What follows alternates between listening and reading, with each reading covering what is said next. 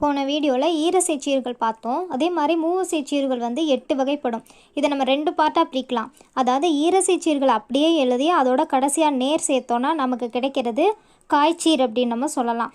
கடைசியில் காய் அப்படின்னு சொல்லி முடியும். நேர் சேர்ந்துச்சுன்னா காய்னு முடியும். அதே மாதிரி அப்படியே ஈரசை சீர்களை எழுதி கடைசியில் நிறை சேர்த்தோன்னா அதை நம்ம கனிச்சீர் அப்படின்னு சொல்லலாம். கனின்னு முடியும்.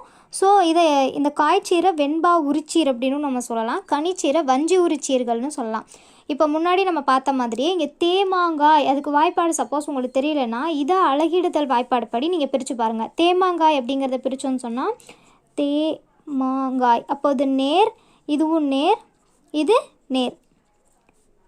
இதே மாதிரி எல்லாத்தையும் நம்ம பிரித்தோன்னாவே அதோட வாய்ப்பாடுகள்லேருந்தே அதோட பேர் என்ன அப்படிங்கிறத நம்ம தெரிஞ்சுக்கலாம். அதே மாதிரி நாலசை சீர்கள் 16 இருக்கும் மொத்தம். இதை பொதுச்சீர்னு சொல்லலாம்.